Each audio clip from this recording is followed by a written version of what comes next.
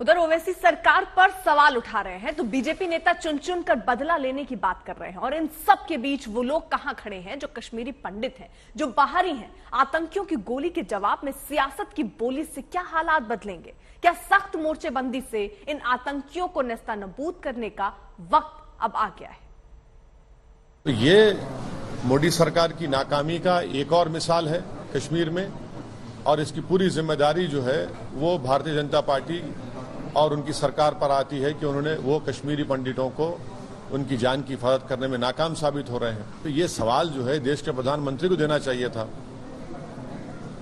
इस बात का जवाब जो है गृह मंत्री को देना चाहिए, रक्षा मंत्री को देना चाहिए, बीजेपी को देना चाहिए। आपने बड़े बुलंद बांग दावे किए थे, अब क्या हुआ उन दावों का?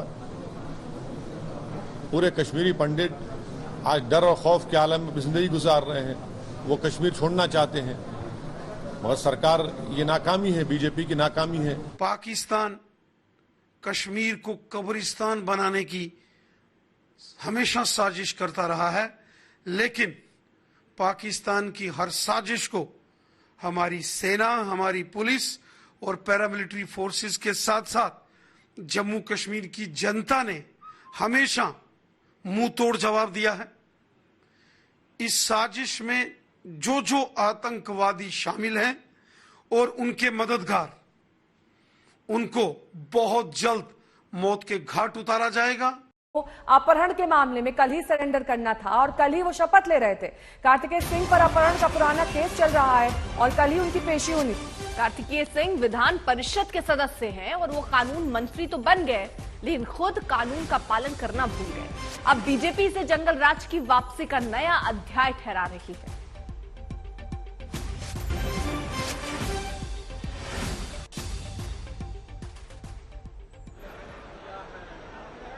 एक तस्वीर में आप इनके नाम अरेस्ट वारंट देख रहे हैं, दूसरी तरफ आप देख रहे हैं कि मंत्री पद की शपथ ले रहे हैं।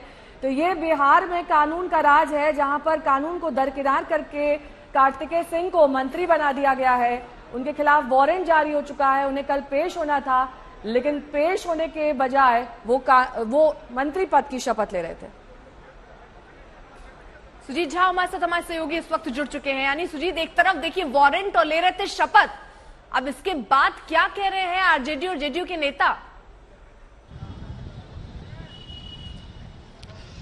देखिए, आरजेडी और जेडीयू के नेता चाहे जो कह रहे हैं, लेकिन सच्चाई ये है कि 7 जुलाई को पटना हाईकोर्ट ने कार्तिकेय कुमार को, जो कि मंत्री हैं अभी, उनको निर्देश दिया था कि आप जो सक्षम कोर्ट है, दानापुर कोर्ट ने जो वारंट जारी किया था, उसमें जाकर आप सरेंडर करें 16/8 को।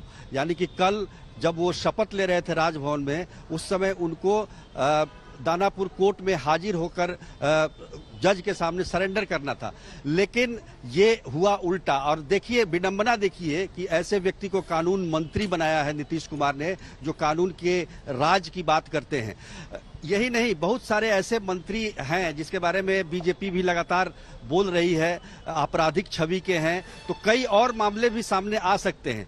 पर ये जो मामला है, ये अद्भुत इस मामले में है क्योंकि ये इनका क्रिमिनल बैकग्राउंड रहा है पहले से, और सब जानते थे इनके बारे में, अनंत सिंह के बेहद करीबी रहे हैं, और उसके बावजूद उनको मंत्री परिषद में रखा गया और मंत्री परिषद में भी रख के कानून मंत्री इनको बनाया गया है। तो ये सबसे बड़ा जो कानून का राज जो कहा जाता है, जो दावा किया जाता है बिहार में नीतीश कुमार के द्वारा, उसकी सबसे बड़ी हम कह सकते हैं कि ये कलई खोलते हुए ये खबर है कि किस प्रकार कार्तिकेय कुमार, जो कि 2014 में उन्होंने, उन पर अपहरण का मामला 2014 से चल रहा है, एक बिल्डर थे राजू सिंह, बिहटा थाना में यह मामला दर्ज था और तब से ये मामला चल रहा था। और उन्होंने इसको फेस करने के लिए मिसलेनियस क्रिमिनल पिटीशन एक दायर किया था 1744 पटना हाई कोर्ट में, और वहां से पटना हाई कोर्ट ने 7 जुलाई को उनके इस पिटीशन को खारिज कर दिया और कहा कि आप 16/8 को दानापुर कोर्ट में आप जो है सरेंडर करिए, वहां हाजिर होइए।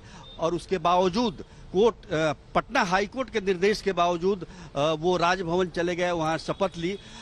आरजेडी के नेताओं से जब पूछा गया, मनोज झा से हमारी जब बात हुई, काफी वरिष्ठ नेता हैं आरजेडी के, उनका कहना है कि उन्होंने हल्फनामा सभी का चेक किया, सबका जो एफिडेविट दिया जाता है, जो चुनाव आयोग में दिया जाता है, उनका उसमें यह कहीं जिक्र नहीं था।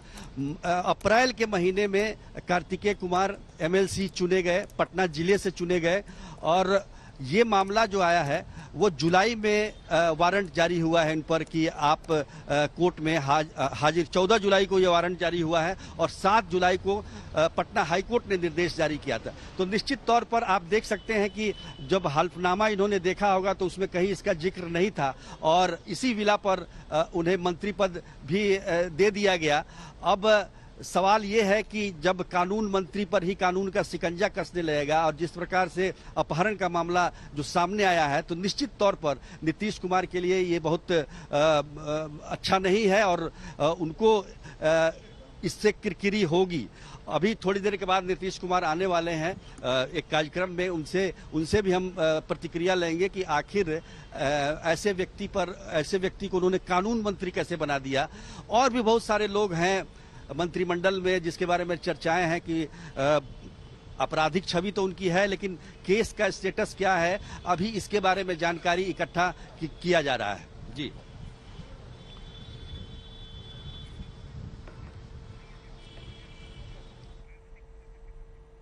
जेडीयू के पूर्व नेता अजय आलोक जी इस वक्त हमारे साथ जुड़ गए हैं। अजय जी, आपने तो बहुत करीब से जेडीयू को देखा है, परखा है। जिस बिहार में सुशासन की बात की जाती हो, वहां पर कानून को दरकिनार रखकर एक ऐसे शख्स को कानून मंत्री बना दिया जाए जिसके खिलाफ वारंट जारी है, तो क्या नया हो गया? क्या नया हो गया भाई? तो ये नई बात नहीं है, आप ये कह रहे हैं ऐसा होता रहा है, ये एक दस्तूर है वहां पर। ये शुरू हो गया, ये शुरू हो चुका है, कोई बात नहीं है। पिछली सरकार बनी थी, मेवालाल चौधरी पे सिर्फ आरोप लगे थे, उन्हें शपथ नहीं लेने दिया गया था, इस्तीफा ले लिया गया था। ये सरकार के चरित्र का अंतर है, क्या फर्क पड़ता है नीतीश जी? कोई फर्क नहीं पड़ता है सब चीज से। भाई प्रधानमंत्री बनना है आप लोग, कहाँ छोटा छोटा बात है आप लोग, कोई बड़ी बात नहीं, हम बेल ले लेंगे, ठीक नहीं। अजय जी, आपको क्या लग रहा है कि पार्टी को भी कोई फर्क नहीं पड़ता, जनता को भी कोई फर्क नहीं पड़ता, और कोई भी डैमेज उनको नहीं होगा, किरकिरी नहीं होगी सरकार की? कोई डैमेज नहीं होगा। किरकिरी क्यों होगी? कोई किरकिरी नहीं होगी। वही छवि के साथ चलना है, उसी के साथ रहना है। नई जेडीयू नए कलेवर नए अवतार में है। नहीं, आप कह रहे हैं मतलब इसी तरह अपराधियों को आप मंत्रिमंडल में शामिल करते रहिए और इससे आप दोबारा भी सरकार बना लेंगे।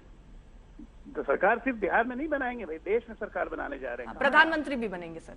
हाँ बिल्कुल बनेंगे, कोई रोक लेगा क्या? ये आप इसलिए कह रहे हैं कि आपकी कोई टीस और खटास है जेडीयू से, और जिस वजह से आप टीस और खटास, मुझे जेडीयू से क्या मतलब है? मुझे क्यों टीस और खटास होने लगी? नई सरकार तो आप व्यंग कर रहे हैं सर, क्या है ये? मैं अब आप मेरे बात को भी आपको व्यंग लग रहा है तो मैं क्या करूं? लेकिन ठीक है, यही नया ऑर्डर ऑफ द डे है बिहार के लिए, कोई इसमें दिक्कत नहीं है। तो अजय जी, आप क्योंकि जेडीयू के साथ थे, आप कह रहे हैं कि अब नया जेडीयू, आप तो नीतीश जी को कह रहे हैं प्रधानमंत्री तक बन जाएंगे, फिर आपने पार्टी क्यों छोड़ दी? मुझे निकाल दिया गया भाई, मैंने छोड़ी नहीं, मुझे निकाल दिया गया, दोनों में अंतर है। ठीक है, शुक्रिया अजय जी तमाम जानकारी के लिए। सुजीत लगातार हमारे साथ बने हुए हैं, जो पल पल के अपडेट हम तक पहुंचा रहे हैं। सुजीत, अब अगला स्टेप क्या? क्योंकि अजय आलोक तो सीधे तौर पर कह रहे हैं कि ये प्रथा चल पड़ी है और ये पहली और नई नहीं है, ये प्रथा पहले से चल रही है और कोई फर्क नहीं पड़ेगा इससे। नहीं, अजय आलोक जी से ये पूछना चाहिए था कि अगर जेडीयू में वो रहते तो किस प्रकार डिफेंड करते हैं इसको। सबसे बड़ा सवाल ये है कि इसको डिफेंड कोई कर नहीं सकता है, और नीतीश कुमार जो हमेशा कानून के राज की बात करते हैं, वो किस प्रकार से कोई भी व्यक्ति, कोई भी पार्टी हो, वो कैसे डिफेंड कर सकता है? जिस पर वारंट हो, सब कुछ, जिसको कोर्ट के आदेश पर हाजिर होना है निचली अदालत में, और वो उस दिन ऐसा तो होता रहा है और ऐसा होता रहेगा, इसमें कुछ नया नहीं है, ये जेडीयू की फितरत रही है। इसमें हालांकि उनकी टीस और खटास भी दिखाई दे रही थी पार्टी के साथ, लेकिन ये भी उन्होंने कहा कि ये प्रधानमंत्री की राह में जो नीतीश जी तमाम चीजें करते हैं उसी का एक हिस्सा है। देखिए, पहले होता नहीं रहा है। मैं इसका उदाहरण दे सकता हूं। जीतन राम मांझी 2005 में उन्होंने शपथ लिया था और पता चला कि निगरानी में कोई केस है, तो उसी रात उनका इस्तीफा हो गया था। मेवालाल चौधरी ने भी शपथ लिया था और उसके बाद उन पर जो आरोप लगे थे, निगरानी में जो मामला चल रहा था, उसके बाद उनका इस्तीफा हो गया। तो बहुत सारे ऐसे उदाहरण मिलते हैं कि नीतीश कुमार ने तुरंत कार्रवाई की है। लेकिन ये मामला जो है, ये आरजेडी का मामला है। आज की स्थिति कह सकते हैं कि आप दे दीजिए आज स्थिति ये है कि ये आरजेडी के कोटे से मंत्री हैं कार्तिकेय कुमार, और जितने भी और भी जो नाम सामने आ रहे हैं जिस पर जो आपराधिक छवि के हैं, जिन पर मामला भी है, जैसे कि कृषि मंत्री हैं सुधाकर सिंह, उन पर चावल घोटाले का मामला चल रहा है। 2 मामले उन पर दर्ज हैं। 2014 से मामला दर्ज है। और सबसे बड़ी बात कि चावल घोटाला का मामला दर्ज करने वाली सरकार नीतीश सरकार ही है। नीतीश कुमार की सरकार ने ही सुधाकर सिंह पर यह मामला दर्ज किया था। अब बताइए कि ऐसी परिस्थिति में, ये जानते हुए कि अगर आप मंत्री परिषद में अपने रखते हैं, देखिए मंत्री परिषद ठीक है, ये कोलिशन की गवर्नमेंट है, ये सब कुछ इसमें चलता है, लेकिन मंत्री परिषद बनाने की जिम्मेदारी किसकी है? आखिरकार तो वो जिम्मेदारी नीतीश कुमार पर आएगी, नीतीश कुमार की छवि पे आएगी, जो कि वो कहते रहे कि वो क्रिमिनल से कभी समझौता नहीं कर सकते हैं, भ्रष्टाचार से कभी समझौता नहीं कर सकते हैं। तो इन परिस्थितियों में वो क्या करेंगे? अभी थोड़ी देर के बाद नीतीश कुमार एक कार्यक्रम में आने वाले हैं और उनसे ये सवाल जरूर होगा कि भाई ये कानून मंत्री आपने जिसको बनाया, वो कैसे कानून की नज़र में अपराधी है, उनको जो है कोर्ट में हाजिर होना है, उनको सरेंडर करना है। तो ये सवाल तो उनसे जरूर पूछा जाएगा और निश्चित तौर पर इस पर कोई एक्शन भी होगा, क्योंकि हमको नहीं लगता कि तेजस्वी यादव भी चाहेंगे कि इस तरह की छवि लेकर उस सरकार को आगे बढ़ाएं, क्योंकि अभी तो ये शुरुआत है। कल ही मंत्री परिषद की शपथ होती है और आज ये मामला, इतना बड़ा मामला सामने आता है। और सबसे बड़ी बात कि हाईकोर्ट ने जब कोई पुराना मामला भी नहीं है, 7 जुलाई को हाईकोर्ट ने उनके मामले को खारिज कर दिया और कोर्ट में हाजिर होने के लिए कहा 16/8 को, और 16/8 को आप उसकी जगह पर राजभवन में आप जो है शपथ कर रहे हैं। सबसे बड़ी बात क्या है कि प्रशासन, वहां पर डीएम, एसपी, तमाम पुलिस प्रशासन के लोग मौजूद हैं। आखिर वारंट का तामील होना चाहिए कि नहीं होना चाहिए? उस समय वो क्या कर रहे थे, पुलिस वाले क्या कर रहे थे? सबसे बड़ी जिम्मेदारी तो ये है कि भाई पुलिस को पता है कि वारंट है उनके खिलाफ, फिर भी वो तो इन्फॉर्म नहीं करते हैं अपने सुपीरियर को, अपने बताते नहीं है उनके बारे में। कहेगी कि आज गिरफ्तारी नहीं होनी है, वारंट को नहीं, तो उसका फायदा क्या हुआ? उसका फायदा क्या हुआ?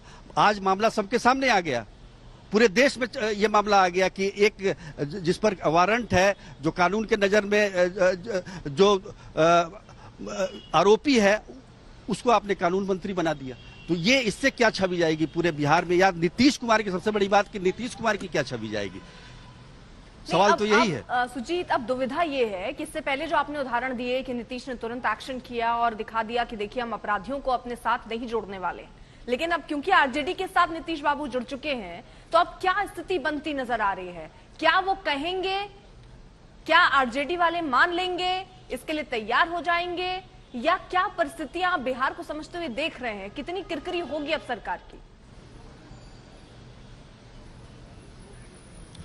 देखिए, जितनी जल्दी ये मामला, अगर नीतीश कुमार इस पर इस्तीफा ले लेते हैं तो चलिए ठीक है, लेकिन अगर ये मामला चलता जाएगा, क्योंकि कई ऐसे, हमने बताया आपको कि कई ऐसे मंत्री हैं जो आपराधिक छवि के हैं, जिन पर मामले चल रहे हैं, और हमने कल 1-2 लोगों से बात भी की तो उन्होंने कहा कि हमारा पुराना मामला सब खत्म हो गया। अब कितना खत्म हुआ है, क्योंकि हल्फनामे में जो आप देते हैं वो कितना सही होता है, और उसी हल्फनामे के आधार पर पार्टी ने यह तय कर दिया कि अमुक अमुक आदमी मंत्री बनेंगे। अब हल्फनामे का यह हालत है कि आप देखिए 2014 से उन्होंने जिक्र जरूर किया होगा, अपहरण का मामला इन पर पहले से था, इस हल्फनामे में ये दर्ज किया हुआ है कि इन पर अपहरण और कई और मामले भी हैं इन पर, और कोर्ट ने भी इसका जिक्र किया है। तो निश्चित तौर पर ये जानकारी में तो होगी इनके, तो कभी ना कभी ये मामला तो सामने आना ही था। अब ये 7 जुलाई को जब ये कोर्ट ने निर्देश दे दिया, पटना हाई कोर्ट ने, कि आपको जाकर दानापुर कोर्ट में हाजिर होना है, तो ऐसी परिस्थिति में इनको भी ये बताने की, उनका चुनाव क्यों किया गया? जब वो दागी थे, वारंट था उनके नाम पर, उनका चुनाव क्यों किया गया? देखिए, सब यहाँ पर जो चयन होता है मंत्रियों का, वो अनुभव के आधार पर, योग्यता के आधार पर तो होती नहीं है। ये होता है जाति के आधार पर, किसका कितना प्रभाव है, कौन कितना वोट ला सकता है। ये पटना के एमएलसी बने हैं अप्रैल के महीने में। अनंत सिंह जो कि मोकामा के विधायक हैं, अभी तो खैर तभी दोनों जातिगत मतगणना की मुखालफत कर रहे हैं। दोनों पार्टियां एक हो गई हैं और बिहार में अब शासन चला रही हैं। और अब बात बीजेपी के मिशन बिहार की करेंगे, क्योंकि बीजेपी ने 2024 के लोकसभा चुनाव के लिए 35+ सीटों का टारगेट फिक्स कर दिया था। नीतीश कुमार के पाला बदलने के बाद बीजेपी में मंथन का दौर शुरू हो गया है। कल दिल्ली में बिहार के बीजेपी नेताओं और पार्टी के केंद्रीय नेताओं की मैराथन बैठक हुई, जिसमें बिहार में पार्टी की ताकत बढ़ाने की रणनीति तैयार की गई।